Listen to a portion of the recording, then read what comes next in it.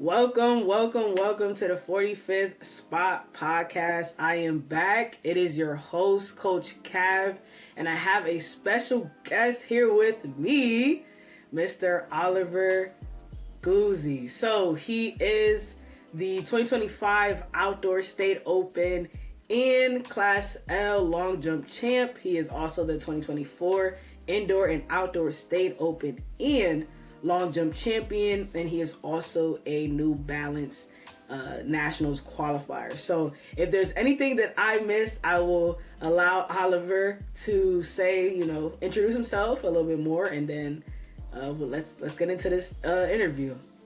Well, thank you for introducing me, Adia. That was very good. I think you got everything. There's maybe a little bit more, but that's that. Let it be there. But yeah, I'm Oliver. I went to Xavier High School. I got a shirt on.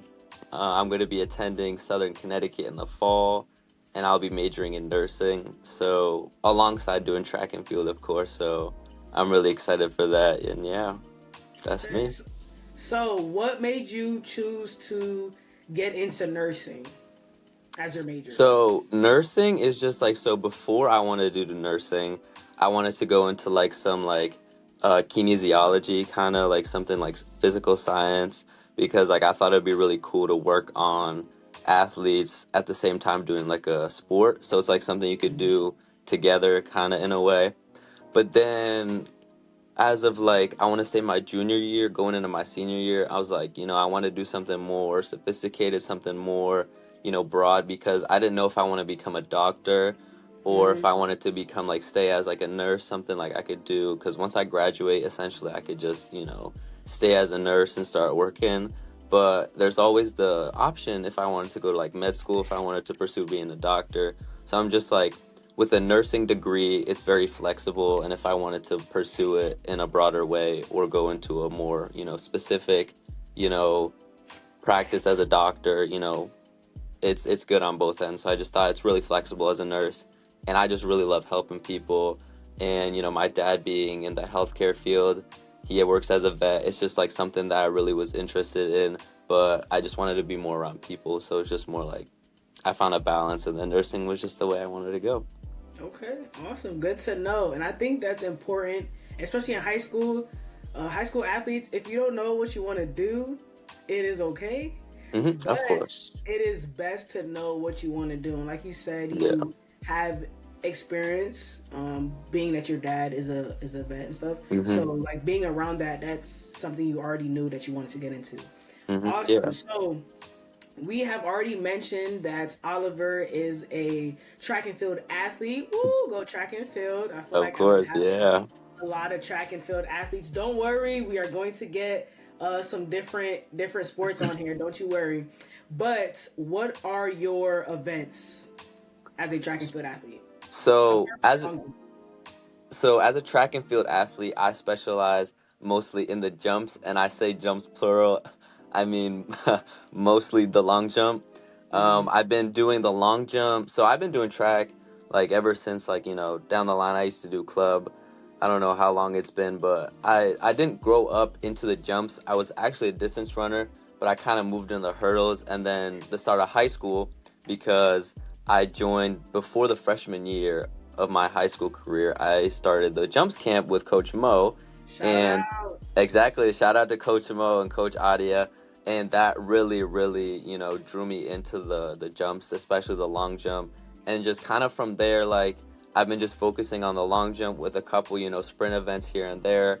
I took up the hurdles this year, which I surprisingly did pretty well in for my standards. But I never really took up, because people ask me why I don't do triple jump. It's just something that I never went into as much as the long jump. And then I feel right now, triple jump, especially with all the injuries I've been having, it would just be kind of hard, especially on my knees, because I had a little bit of tendonitis and a torn hamstring. I feel that would be really rigorous on my body. So I just decided to, as of this year, as of my whole high school career, it's been the long jump, the sprints, and a little bit of the hurdles. So that's how it's been. Okay. And of course, long jump is your favorite. Yes. Awesome. I try to tell people, once you taste some long jump, some triple jump, high jump, anything with jumps, you would never Mm-hmm. want to go back. Of Join course. That's how us. it We be. are an elite group. That's how it be. Yeah. I actually saw on Instagram, I think a week ago, that there was like a kind of like a poll going on with what event in track and field has the best athletes, and it was between hurdles and jumps, and they're just like jumps take the Yeah. cake. Like you I have know. to have coordination. Mm-hmm. You have to know, you have to be an athlete. If you're not an athlete, Exactly. Yeah. you can't jump. I'm sorry. So yeah. Exactly. You gotta sprint. Like you gotta be a sprinter, but also learn all the jump mechanics as well. So it's like it's not as simple as being a sprinter just jumping into a pit. There's so much more to that. Right, right. So, what made you want to become an athlete? Like you mentioned that you did like youth. So, about how old were you when you started uh, doing track or even doing a sport? Yeah, so I've been around with track and field. Like that's been probably something going on my whole life. I'd say I was a youngin' because I did two clubs for USATF AAU. I started off, I don't know if you know the name. I had actually a couple people from like locally around my town. It was called Nutmeg Striders. I believe I had to say about 8 to 10 years old when I started. I was really young. I had my long blonde hair and my glasses. I was a cross country runner. I was a distance runner. I ran the 800 meters. And like my friend who goes to Xavier, Owen Martin, we used to be like, we'd go head to head rivals in the 800 meter. Shout out to Owen Martin. He's a distance runner who's committed to Rutgers. He's a very talented athlete. Runs like the 1600 meter all the way to like the 5K. But, back in the day when we used to be in Nutmeg Striders, I used to whoop his butt in the 800 meter, and there's pics of it, me beating him by like 10 meters. Obviously today that would never happen. But as far as like, what drew me into, track and field, it was just like, I feel like it was just an opportunity that was presented to me at a young age, and I just kind of stuck with it, and I love it. I went from Nutmeg Striders, then I moved to Danbury Flyers, which I still know my coach. Her name is Coach Gail Williams. She's a very, very wonderful lady. She's an official at all the meets. She's like my biggest motivator. I love her to death. And I Shout out went to from, her. yeah, shout out to Coach Gail Williams. And then I went from, I believe it was Danbury Flyers, and then I went into my high school career, which I started at Newtown, which went into Xavier for my last 2 years, and then in the fall of 2025, Southern Connecticut. What? That's what's Yeah, up. I love that. I love yeah. that. So Thank you you. were privileged to start at a young age, Hmm. and you were able to, even though you transitioned from one event, first off, from distance to Yeah, sprinting. yeah. Wow. To hurdle. Actually, I forgot to mention it was hurdles. Like I'd say my first 2 years in high school at Newtown, I was primarily a hurdler, kind of a jumper, but I'd Hmm. say once Lauk's game hits, that was like one of my most memorable times when my sophomore year I jumped 22.9 at Lauk's. I was like, you know what, this is my event, and then that's what really like made it my primary event, which Got it. transitioned from the hurdles. Yeah. Okay, so let's take me through that meet. How did you feel uh before you even jumped to 22.8, like that day? How was that Hmm. day for you? How are you feeling? What was that day like? Cuz that's actually one of the questions that I asked, like what is your Hmm. most memorable race or performance? So let's get into that. So yeah, so that I'd say Laux is one of my most memorable. Alongside like I have a couple others, especially from this year, like state opens, I believe. But Mhm. at Laux games, that was a while ago. I mean, but it definitely I do remember it. So the way I came into Laux is, I saw the competition. When I compete, I like to look at the seeds, even though like that may not be the best thing for an athlete because it could either bring you up or bring you down. And I saw some comp. I had there was this guy who I know his name is I don't really know his last name and I don't really want to butcher his name, but Yeah. he's committed to Binghamton and he's a jumper there. And he's a very great athlete, but he was seated first. I had a friend of mine, he went to Windsor, Grant Harris. He was also in the event, he was jumping over 23. There was a couple other 23 plus jumpers and I just had a lot of comp. So I wanted to go into Laos, you know, having the competition push me, having it pushed me to the point where I could PR. I didn't want to, really, podium. That really wasn't my outlook on things. I was just trying to, go out there, jump, have fun, and just, PR. That's how I looked at it. And at the end of the day, excuse me, at the end of the day, I ended up having a fat PR. I don't know, it must have been like a foot and a half over my, my regular jump. And then I ended up placing third on the podium. And I was just like, wow. I was just like, I love long jump. And then from that day on, it was just like, that was my main event. And it was just a great meet in general, because I remember my friend Sohaib Disa, also so many shout out to him. He's an insane athlete. He's going to Duke. He just won New Balance Nationals in the steeplechase, so shout out to Sohaib. But that day, I think he placed, it was either the 800 or the 16. I remember like taking pictures with him, but it was just like such a great meet because we both did well. I had a couple other friends from Newtown. Honestly, I think that meet, my school, Newtown, I think we won the meet overall as boys. So that was just an amazing experience too, because like we had a really small team, so that never happens. But I guess that because there's so much competition, we managed to score some points, and we ended up winning as a team, which was kind of hype. But yeah, it was a great meet overall. I loved it. I loved the experience. Awesome. Thank you for sharing that. Of course. Thank you for sharing that. Yeah, I think that's it's important that even though, like you mentioned, you weren't going into the meet expecting to place. You're just like, I just want to have fun. I just want to put my best foot forward, and let's see what happens. And I think that's the best formula, because I think a lot of, as a coach, and seeing that, but also experience, like I was once in those shoes where it's like you can control what you can control, and as long as you go into the meet and you're like, okay, I don't know, I see comp, I don't know how I'm gonna do, but I know that I'm gonna put my best foot forward, and we'll see what happens. So next question is, in preparation to compete, which you kind of mentioned this a little bit with your best performance, what is your routine like? So as far as my routine, so you're asking a pre-meet routine or like a during the meet routine, like in preparation to actually compete? Pre-meet. Like before you are going to compete, like you warm it, or I would say start from when you're at home. Are you eating the same meal? Are you listening to a certain song or a certain playlist? So pre-meet. What is your routine? So as far as the night before, I like to, maintain a good diet overall. Like I know there's some athletes that, can eat however they like and they still end up competing like amazingly, which I aspire to have that talent. But, I try to keep my, my diet pretty, sophisticated, or not sophisticated, but pretty, natural, healthy. I like to stick to whole foods. But, as far as it goes for pre-meet the night before, I'd have my mom, cook me up something, whatever she wants, because she knows like she's been with me and, with me pre-meet, or with me alongside at my meets, ever since like club track. So she knows my routine. She knows like what she does for me and how to make me do the best. So she just really, it really comes down to having a good dinner, waking up. She makes me a stellar breakfast.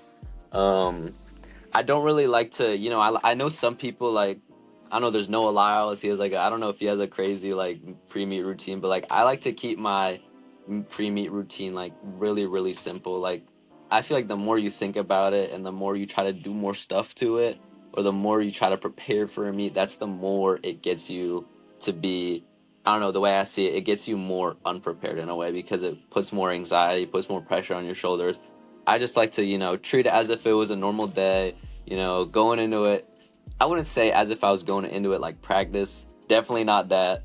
But definitely like I like to remain calm, put on my headphones, listen to some tunes, coming to the meet, like see all my friends, warm up to the environment, make sure everyone else who's at the meet, like as far as my teammates, people I know, make sure they're like, they're comfortable, they're having a good time so far.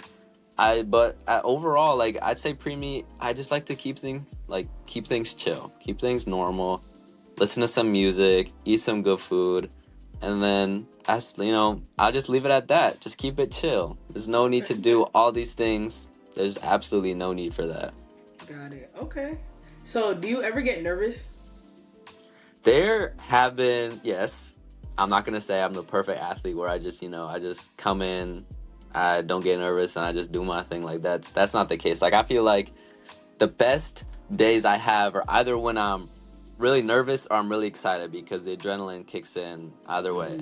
But I definitely have been like anxious. Like as we were talking before this podcast, Michael Ahua, he's a great athlete. I really thought last year coming into senior year, I was kind of blindsided. I thought that I was going to have no competition because, I would do the athletic.net, calculations, who's going to be my comp next year.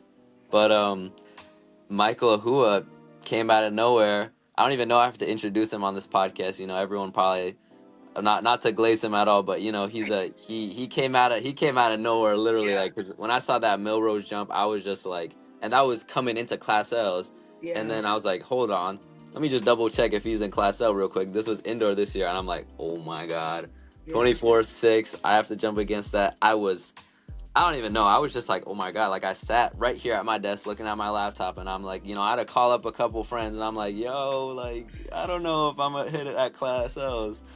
And then, I ended up getting second place, which was kind of a bummer alongside state opens. But, I came back, outdoor of this year. Everything ended up well. But yeah, I'd say the time I was most nervous was definitely indoor this year when I had to jump at L's and opens against Michael, because I really, especially at opens, I really wanted to beat him. I want to get my get back because I've had such a good pass record. I didn't want it to be kind of ruined, and he kind of did that. Respect to him, but kind of also like, why man? But definitely jumping against Mike, it was like that. There were some nerves. Okay. So, how has track and field shaped your mindset both on and off the field, or on and off the track or field? So track, because I've been doing it for so long, like I definitely have had a number of different experiences that have helped me, shape my mindset. I'd say the biggest thing that track has taught me overall in general, both on and off the field, is that, talent can only take you so far. Like, even though I've been doing track since I was young, and, some may say that I have some talent for the sport, I really believe that will only take you so far, and discipline and hard work are the only thing that are going to take you to the next level. And it's been kind of hard, I must say, like, sorry for going off track here, but it's been kind of hard, especially in my high school career, not being able to have a long jump coach at me, every day, at practice. But, I was very, very blessed to have, Coach Adi and Coach Mo in the summer. Sometimes, during the season, I get to squeeze in a couple of sessions with Coach Adia. But it's been really hard, not having a coach there by my side to, like, coach me. And especially for, like, the kids on my team who aspire to be jumpers, like, I have to use all the knowledge I've gained from you guys as coaches, meaning Coach Mo and, Coach Adia, to help them out. And it's just been kind of hard, I must be honest, but nothing like, discipline and hard work and getting on that track, making the best out of it. There's nothing like that'll compare to talent. Like, it's definitely the discipline and the work you put into the sport that are gonna take you, to the next level, whether it be D1, D2, whatever you want to do. So I truly believe what I've learned from track is to take everything that you do to the fullest, put in the most effort you possibly can, because if you don't, you'll never learn what you could have possibly, gained potential-wise, if you know what I'm saying. Well said. Thank you. All right, so during your journey, who's been your biggest supporter? I think I know who, but straight off the bat, you know what I'm gonna say? I'm gonna say my mom. I love my mom to death. Shout out to mom. She's been with me ever, like, as far as track, like, ever since, like, I went to my first practice at Nutmeg Striders. Like, she would sit there and just watch me run, see if this is my thing for me. Like, she would see if I had a smile on my face, or, like, because she knows me really well. She knows if I, like, enjoy something or I don't. So she's really been there ever since, like, I was like 8, 9, 10 years old, doing Nutmeg Striders, pulling up to all my USATF, like, club meets, AAU even. We would travel. I remember, yes, for USATF, I went to nationals. I think it was the 13, 14 age group. I actually went to Sacramento one year to do the hurdles, the 80-meter hurdles.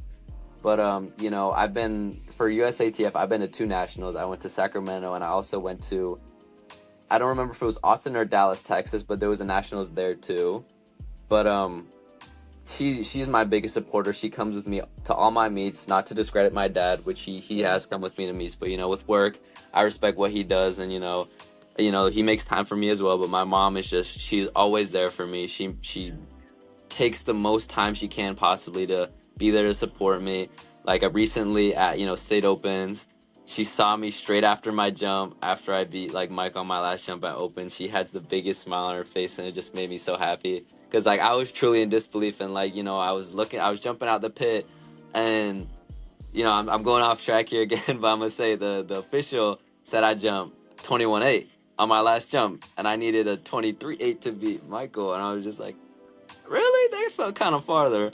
And then he's like, no, sorry, 23. And I'm like, oh my God, I just beat Mike by an inch. And then I look over at my mom, and she's just like, she went crazy. I'm like, oh, Mom, like, you don't got to do all that. But it makes me feel really good, because my mom, she's been around for the longest time. And it makes me feel really appreciated, because she is my biggest supporter. Not to discredit, other people out there who support me. I love my dad. I love my friends. My girlfriend is a very big supporter of mine, but my mom is definitely, she's been there to support me since day one. I just love her to death. Yes, shout out to moms. Oh Yeah, my God. shout out to I mom. can imagine your mom, like, just her reaction after you. Yeah. Moms, I mean, shout out to dads, but like moms are, like you said, Yeah. she's been there. She's seen when Yeah. you were running distance to you running hurdles. Exactly. Long jumps. So, that's awesome. I know, yeah. So I have, let's see. 2 more questions. Okay. One of them is, what are your goals for your sports and within the next, well, at least this upcoming year, being your freshman year at Southern? So, long jump being my main event, I would definitely have goals in the long jump. I do have some goals, academically wise, but just for for time's sake, I'll stick it to the athletic part. So it's always been, for my high school, my senior year of high school, I always wanted to jump 24 feet. I came a little bit short of that. That's not gonna make me unhappy or anything, but definitely freshman year of Southern, I definitely want to break the 24.6 barrier. And I know I haven't broken the 24 barrier, but I believe that with the proper coaching, now that I will have it, and obviously I have Coach Mo and Adia there for me to support me, and if I have the opportunity, obviously I would love to be coached by Coach Adia, but with the proper coaching, Coach Wallen, he's a great coach. I really believe that I could get into the 24 mid, 24 high range, and that is a big jump. And just for the sake of when I'm going into a new environment, some things you have to relearn and then go into learning, just for to take that into consideration. I'm gonna put my goal at I want to jump over a 24.6. Some people may say that's a reach because I didn't jump 24, but I said what I said. I think I'll be able to jump over 24.6 my freshman year. I'm gonna stand on that. Okay, stand on business. Yep. I think you made an important statement, that going into a new environment, they are gonna teach you new things. They are gonna break down what you already know and reconstruct it so that it's right, or tweak some things. So that's very important. I love that you mentioned that. Yeah. And the last thing to wrap this conversation all up is, this is something to leave for the young athletes, the ones who will be watching this, that aspire to be signed to a school, to go to college and get a scholarship. What is some advice you would tell them? So I thought, because I saw this question, you said this to me last night. This is the only question I had a little bit of struggle thinking about, because it required me to think about more than just my experience, more about than just what I've overcome or what I've been through. When it comes to advice I have to give, whether it be anyone who's looking for advice or just the youngins, I think what I've learned from this sport is that when you have a goal and when you have something that you're reaching for, and you don't necessarily grab the full length of it, or the full potential, or the full goal you had to or you aspire to reach, my advice is just because you didn't grab that goal or achieve that goal when the time, or from the time that you had, like, because there's some, essentially, like, there are some deadlines on goals. As much as, like, you can have a lifetime goal, you can have a college goal, you can have, like, goals that go on forever or some that don't. The goal I had, from what I learned, just because you can't achieve a goal now doesn't mean you can't achieve that goal in the future. And what I mean by that, I've always had a goal as far as, from my freshman year, I really wanted to go D1 in track. And I really thought, and I was kind of blinded then because I really didn't know how, like, the whole recruiting process looks and how it just looks in general. And I was like, I aspire to go D1, it's always been my dream to go to the University of Florida. But coming into my senior year, I kind of got a reality check, and I was just like, based off my performance, it's not really a level of competition I'm ready for yet. And I say yet because, I never know what may happen in college. So my piece of advice, for the best way I could say it off the spot, is it's never too late to achieve your goals. Just because you can't get it in the time that you thought you had doesn't mean you can't get it in the future. So I'm going D2 now, and I'm really excited about that. There's some athletes I know that, they say it's either D1 or nothing. D2 still has really good competition. Southern, they're in Connecticut. Might I say they can compete with, the best D1 school in Connecticut, which in my opinion would probably be UConn. Can we agree on that? They're probably in Connecticut, the best D1 program. I think Southern has high potential of competing with UConn, and I say that because I think D2 in general, that's just a theme. That's just a symbol that shows that D2 can be just as good as D1. They have the competition. It's just, there's some things that didn't work out so well for them that, D2 was the place that ended up for them. But I think D2, and I think the environment I'm going to will have competition for me, and I think it's never too late. Like, maybe I'll say at D2, maybe I'll say at Southern, maybe I'll transfer, but it's never too late to achieve your goals. I'm gonna leave it at that. Appreciate it. Yeah. I love that. Yeah. That. And that's super important. Like you said, there are D2 schools that have some really good they have really good facilities, really good programs. Yeah. Just because it's D1 doesn't mean like you can't go to a D2 school and compete against other D1 schools and be better than them. Exactly. I love that. And I'm so glad that as an athlete you made that realization, because again, a lot of people are like D1, D1, D1. Exactly. It's like, always it's you D1 have the this and that. mindset. Yeah. So that's very important. But Oliver, I thank you so much. Thank you, Coach. Joining my podcast, getting on here, sharing your story, sharing your advice, your thoughts. And everyone, please, do you shout yourself out on any of your socials? Excuse me. Let me see. I mean, if I were to shout myself on anything, I don't know, probably Instagram. That's like my main form of social media. At Oliver Guzy. If you want to follow me, but if you don't, that's chill too. But yeah. So thank you so much, everyone, for tuning in. Again, thank you, Oliver, for coming on the podcast, and sharing, of course, your story. So everyone, please share this podcast to your athletes, whether they cousins, aunts, uncles. Share it to everybody. We're trying to get as many people on this, as many signed athletes, current collegiate athletes, former collegiate athletes on this podcast as possible, because your story matters. Make sure you follow us on Instagram at the 45th Spot Pod, and you can find us on YouTube at the 45th Spot Podcast as well. So I'll see you guys on the next